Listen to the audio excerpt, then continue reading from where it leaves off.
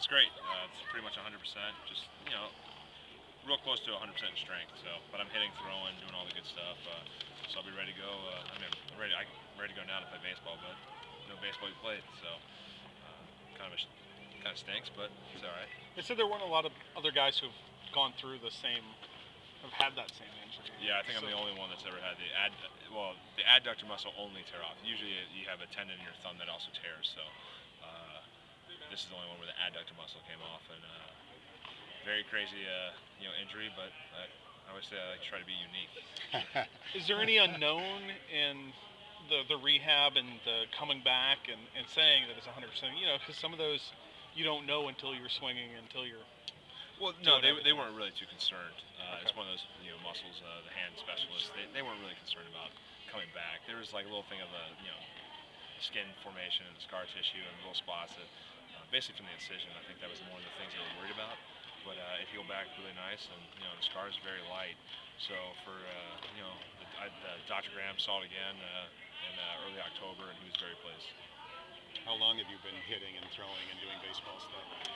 For a couple weeks now. I think at least like 2 weeks I've done it. I stopped doing my rehab and all that. It's basically there's nothing really more to do physical therapy wise. There's little strength things I do here and there, but I don't have to like go in and do physical therapy with a therapist. So it's really good just to sit at home and be able to do just the little strengthening things to basically get the strength to 100%. But they're really pleased and really happy to for next year. I was going to say it's almost like a normal this time of year, but not playing isn't really normal for you this time of year. Yeah, you want to be in the World Series. Well, this time of year you're in the World Series or you're not. So I think for us we had a really good year with so many injuries, and it was tough.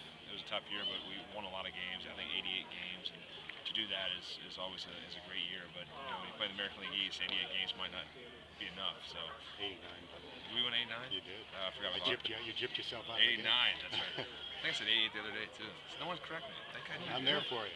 Yeah. So one game away from 90 wins. 90 wins is a huge year. So it was a good year, and I was proud of a lot of young guys stepping up for the play. After a year like that, is there part of you that says it can't possibly be that bad again? I mean, it was an epidemic. Yeah. Yeah, you can't have a season like that. I mean, and to key players, I think that was the thing, is we have so many key players that got hurt. And when you have so many key players like that get hurt, it's very hard to win. And we did win, but we just came a little short. So we next year hopefully we'll just maybe we'll go the other way, and everyone will be extra strong all year. So hopefully we have no injuries next year, and if they are, they're minor. I don't remember a Red Sox offseason with more question marks. Are you kind of almost like a Red Sox fan right now? Just wondering, what the heck are we? Who are we going to pick up? Who are we going to deal? Actually, I don't even care. I just watch football all the time. I'm Bengals and Bearcats all the time. I'm like, I know I'm going to be back, so I'm just like, and not to be selfish or anything. It's just more along the lines like baseball is so far away, and I'm not ready to talk baseball yet. I'm more. I had the attitude every offseason that I just have to worry about myself getting in good shape, and and Theo and the front office and Tito, they'll put together a great team like they do every year. So when you play for a good organization that does a lot of great things, you just sit back and just get yourself ready and prepare yourself as best you can to help out. Do you know what position you're preparing yourself to play? Well, I pretty much always I don't take a lot of ground balls, but I'm preparing myself to play third base because if you prepare yourself to play third base to play first, it's an easy transition. So for me, I always just try to prepare myself mentally to play third, and then I'll take probably a little more ground balls this year, but hopefully find out sooner than later. Is that something you're comfortable with doing? I mean, I guess it's something you've always been able to do and have done. Oh, I love third base.